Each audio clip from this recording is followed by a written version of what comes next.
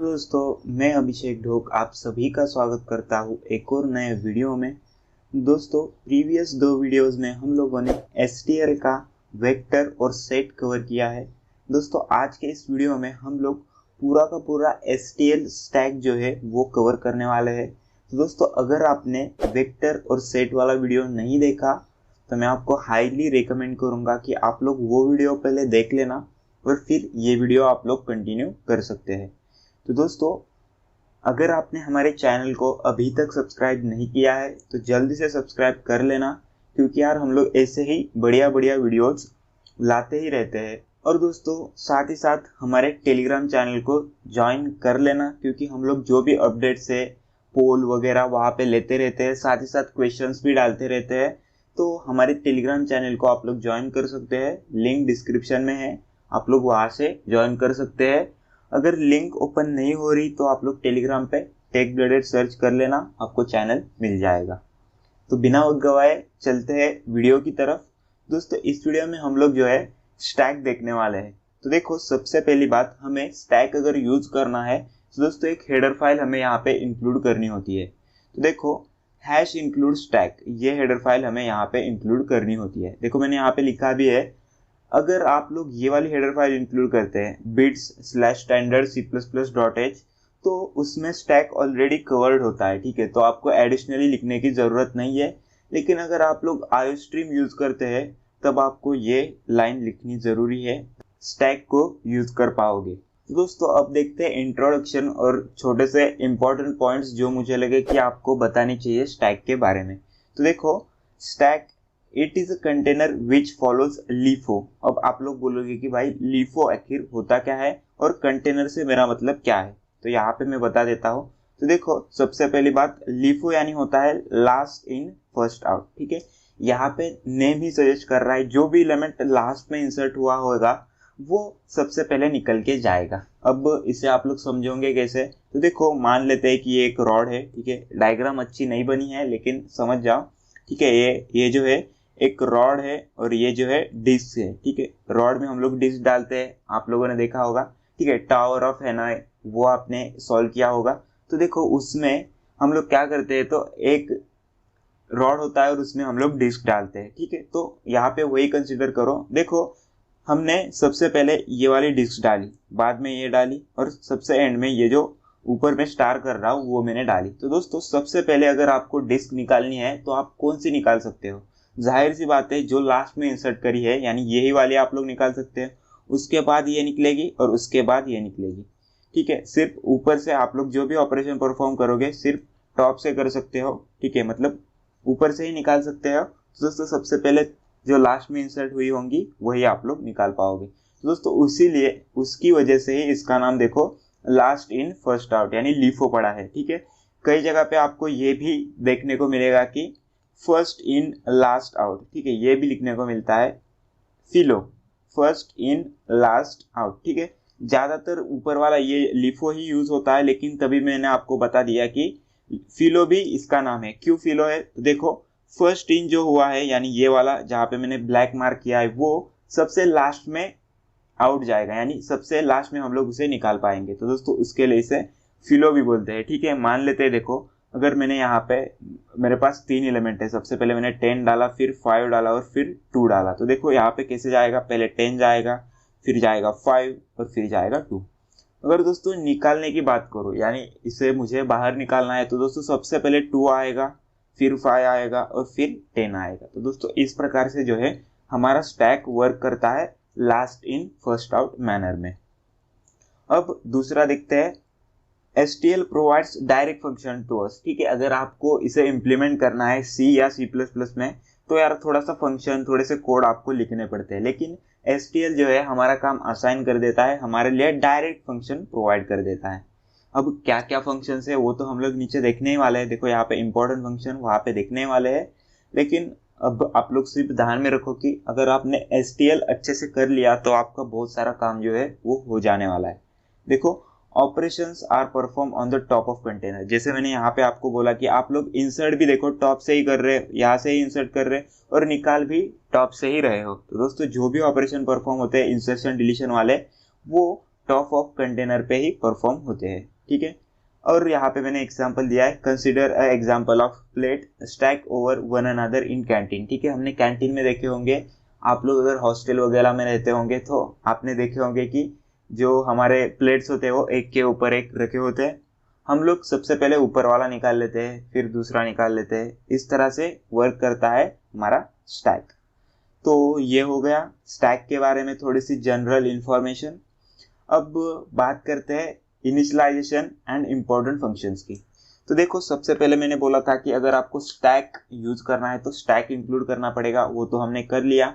अब स्टैक को डिक्लेयर कैसे करते हैं, ठीक है। देखो यहाँ पे इस तरह से हम लोग स्टैक को डिक्लेयर करते हैं। वेक्टर को भी किस तरह से करते थे, देखो वेक्टर बनाते थे इंट और यहाँ पे भी लिखते थे, सेम ही तो है। देखो स्टैक लिखा, किस टाइप का स्टैक बनाना है वो लिखा और स्टैक का नाम लिखा, सिंपल है।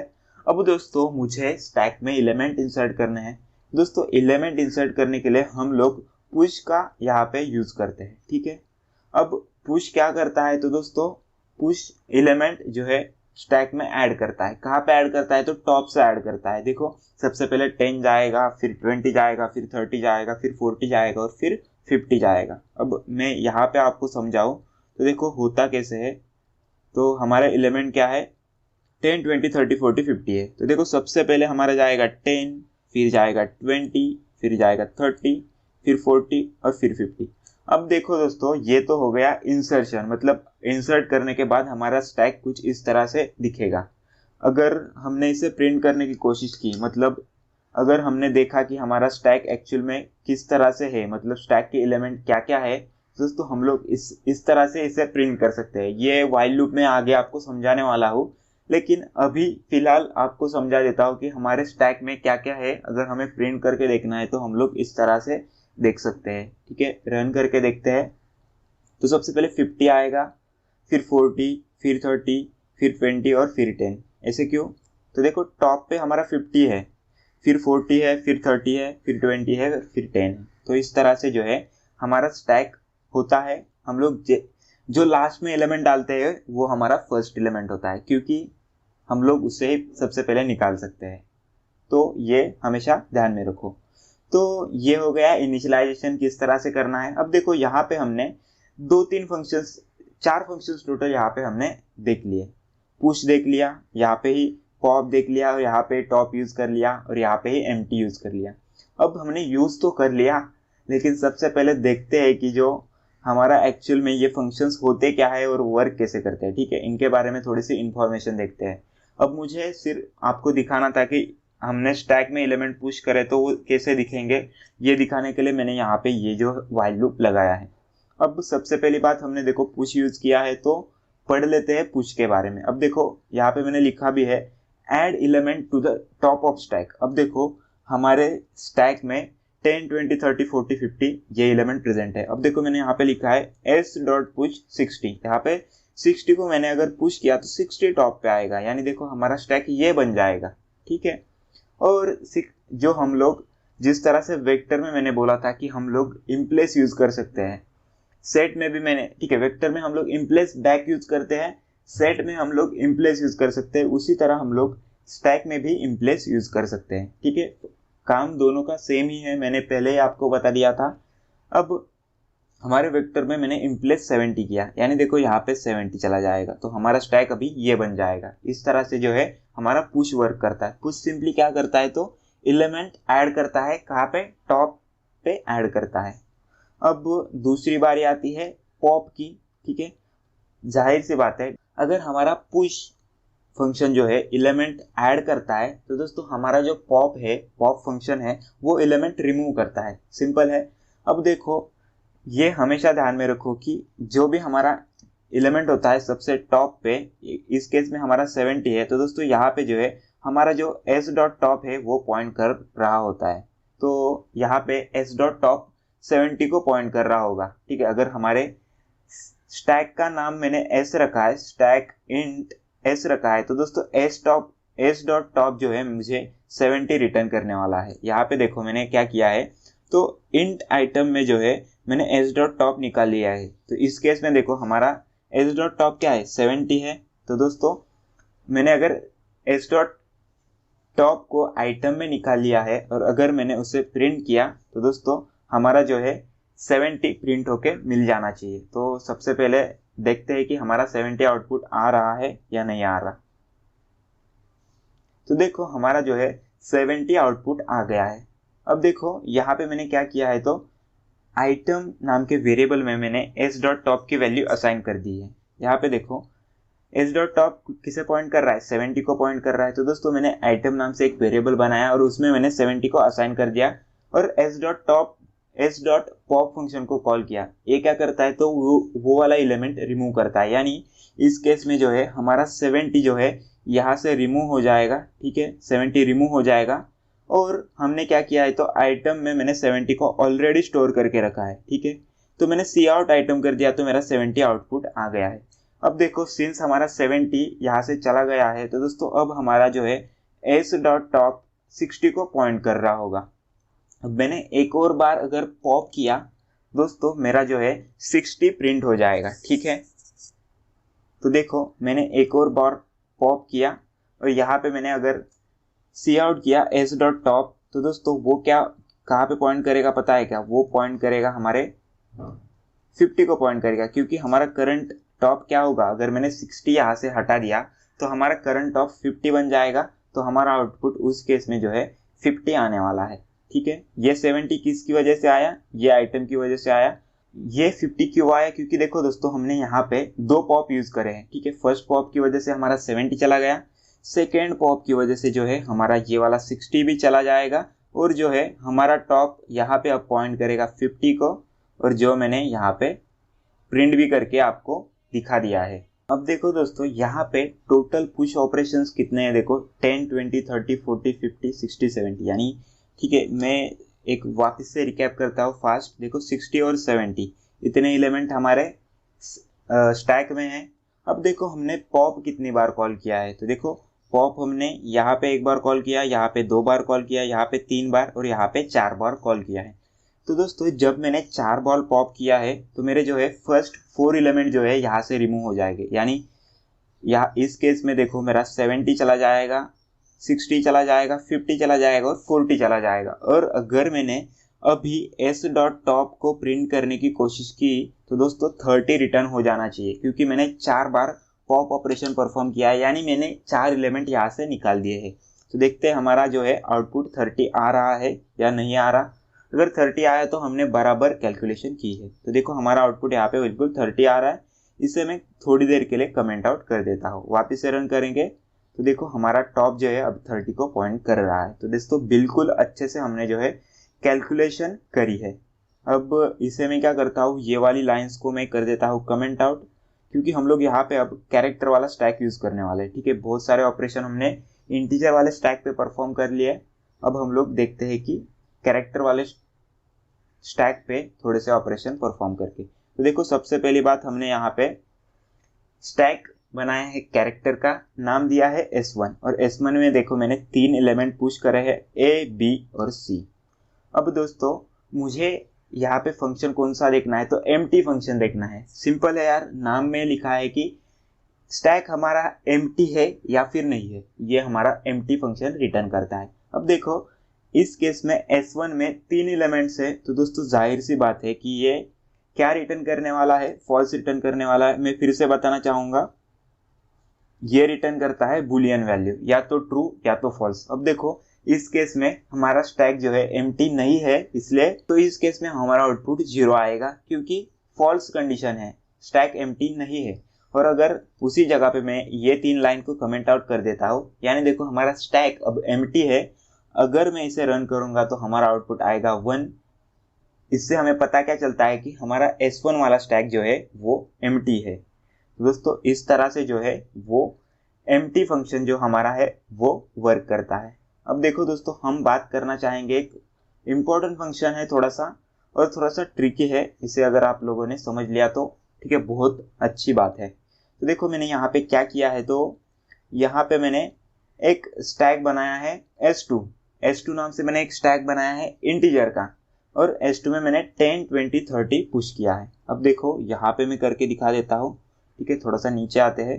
देखो मैंने क्या किया है, एक स्टैक बनाया है इंटीजर का, और यहाँ पे वैल्यूज़ क्या है, ये है S2, यहाँ पे वैल्यूज़ मैंने डाली है। सबसे पहले डाला है 10, फिर डाला है 20 और फिर डाला है 30। अब देखो हम लोग क्या कर रहे हैं, मैंने एक दूसरा स्टैक बनाया है S3 नाम से, और S3 में मैंने क्या किया है, तो 3 एलिमेंट डाले हैं 40, 50 और 60। ठीक है, 2 स्टैक बनाए हैं। यहाँ पे मैं S3 को भी बना देता हूँ, ये है S3, और यहाँ पे मैंने एलिमेंट कौन कौन से इंसर्ट करे हैं, 40 सबसे पहले, फिर 50 और फिर 60 इंसर्ट करा। अब देखो मैंने यहाँ पे ऑपरेशन क्या परफॉर्म किया है, S2 स्वैप S3, क्या किया है, S2 डॉट स्वैप S3। ठीक है, जो हमारा स्वैप फंक्शन होता है जो हम लोग यूज करते हैं, स्वैप A B। ठीक है, अगर A में 5 है, B में 10 है, तो दोस्तों स्वैप फंक्शन के बाद क्या होगा, B में चला जाएगा 5, A में चला जाएगा 10। तो ये स्वैप फंक्शन है, वही फंक्शन मैंने यहाँ पे यूज किया है, S2 स्वैप S3। अब जैसे ही मैंने ये फंक्शन को कॉल किया, तो दोस्तों क्या हो जाएगा कि हमारा जो S2 के एंट्रीज है वो S3 में चले जाएंगे, और S3 के एंट्रीज जो है वो S2 में चले जाएंगे। तो इसे प्रिंट करके देखते हैं कि हमारा आउटपुट क्या आता है। तो सबसे पहले क्या करते हैं, हमारे S2 को प्रिंट करके देखते हैं। ठीक है, अब देखो S2 में क्या था, 10, 20, 30 था। अब देखो 60, 50 और 40 ये हो गया है। ठीक है, यहाँ पे जो S2 में था वो चला गया है S3 में, यानी क्या हुआ, देखो ये S3 बन गया और ये बन गया S2। अब देखो मैंने S2 को प्रिंट किया है, तो देखो सबसे पहले 60 जाएगा बाहर, फिर 50 जाएगा और फिर 40 जाएगा। तो देखो वही आउटपुट हमें यहाँ पे मिल रहा है। और सिमिलरली मैंने अगर S3 को प्रिंट किया, यहाँ पे देखो मैंने S3 को प्रिंट किया है, तो S3 को अगर मैं प्रिंट करूँगा, मैं सिंपली यहाँ पे S2 को कमेंट आउट कर देता हूँ ताकि कन्फ्यूजन ना हो। अब मैंने अगर S3 को प्रिंट किया, तो देखो S3 में 30, 20, 10 है। अब देखो हमारा S3 ये है, इसे मैंने अगर प्रिंट किया, यानी देखो सबसे पहले 30 जाएगा, फिर 20, फिर 10। देखो वही आउटपुट आया है, 30, 20 और 10। दोस्तों इस तरह से जो है हमारा स्वैप फंक्शन वर्क करता है। आप लोग यहाँ पे जो है ये मैंने लिखा है, इसकी जगह पे आप लोग ऐसे भी लिख सकते हैं, जो हम लोग A और B में लिखते हैं, स्वैप S2 और S3 ऐसे लिखोगे ना, तभी भी जो है हमारा सेम ही आउटपुट आने वाला है। ठीक है, इसे भी रन करके दिखा देता हूँ। ठीक है, दोनों तरीके से आप लोग कर सकते हैं। देखो इससे भी हमें आउटपुट मिल रहा है। तो ये हो गया कि किस तरह से हम लोग 2 सेट को स्वैप कर सकते हैं, डायरेक्ट एक का कंटेंट दूसरे में डाल सकते हैं, दूसरे का पहले में डाल सकते हैं। तो इस तरह से जो है हमारा स्वैप फंक्शन स्टैक का वर्क करता है। अब बात करती है ट्रैवर्सल मेथड की। ठीक है, ट्रैवर्सल मेथड भी हमने देखो ऊपर बहुत लगभग हर एक प्रोग्राम में यूज ही कर लिया है। तो अब पढ़ते हैं ट्रैवर्सल मेथड की, हम लोग सेट को ट्रैवर्स किस तरह से कर सकते हैं। तो सबसे पहली बात हमें यहाँ पे स्टैक बनाना पड़ेगा, जो कि मैंने देखो इंटीजर का एक स्टैक बनाया है S3 नाम से। और देखो यहाँ पे मैंने 3 एंट्रीज पुश करे हैं, 40, 50 और 60। ठीक है, 3 एंट्रीज पुश किया है। और हम लोग क्या करते हैं, देखो अब मैं यहाँ पे एक्चुअल इसका वर्किंग समझा देता हूँ। ठीक है, अब S3.empty फंक्शन हमने देखो ऊपर ही देख लिया है कि वो क्या रिटर्न करता है, बूलियन रिटर्न करता है। अब देखो सबसे पहली बात हम लोग एक स्टैक बना लेते हैं। ये मैंने बना लिया है स्टैक, और यहाँ पे उसने पुश क्या किया है, तो 40 किया है, 50 किया है और 60 किया है। अब देखो दोस्तों हम लोग क्या चेक करते हैं, S3.empty। ठीक है, और नॉट क्यों लगाया है मैंने, देखो इसकी जगह पे मैं इस तरह से भी लिख सकता हूँ कि जब तक हमारा S3.empty इज ये function is equal to false return कर रहा है, तब तक ये लूप चलाओ। तो उसकी जगह पे मैं simply is equal to false की जगह पे मैं सिंपली नॉट लिख सकता हूँ, तो मेरा काम जो है बन जाएगा। ठीक है, देखो S3.empty, अगर जब तक हमारा S3 empty नहीं हो जाता तब तक क्या करो, तो देखो सबसे पहली टॉप हमें प्रिंट करके दो, और जो है हमारा जो वो वाला एलिमेंट है उसे पॉप कर दो। तो देखो इस केस में देखो हमारा S3 ये है, तो S3 empty है क्या, तो नहीं है। तो हम लोग क्या करते हैं, हम लोग बोलते हैं कि भाई मुझे टॉप रिटर्न कर दो, तो टॉप रिटर्न हो जाएगा 60, और हम लोग बोलते हैं कि टॉप का जो एलिमेंट है उसे पॉप कर दो। तो देखो ये वाला पॉप हो जाएगा, यानी 60 बाहर चला जाएगा। अब फिर से देखो हमारा टॉप यहाँ पे पॉइंट कर रहा होगा, तो हम लोग क्या बोलते हैं, S3 empty है क्या, फिर से हमारा आंसर आता है नहीं है। तो हम लोग क्या करते हैं, 50 को प्रिंट कर देते हैं और 50 को निकाल देते हैं हमारे स्टैक से। फिर हमारा देखो टॉप यहाँ पे पॉइंट करेगा, फिर से चेक करेंगे हमारा S3 एम्प्टी है क्या, S3 एम्प्टी नहीं है तो हम लोग क्या करेंगे, हम लोग जो है टॉप को प्रिंट करेंगे यानी 40 को प्रिंट करेंगे और 40 को पॉप करेंगे। अब फिर से कंडीशन चेक करेंगे S3 एम्प्टी है क्या, तो हाँ इस केस में हमारा S3 एम्प्टी है तो हमारा लूप ब्रेक हो जाएगा और हमारा फाइनल आउटपुट ये 60, 50 और 40 मिल जाएगा। तो इसे भी रन करके देखते हैं हमारा आउटपुट 60, 50 और 40 आ रहा है या नहीं। तो देखो 60, 40 और 50 आ रहा है।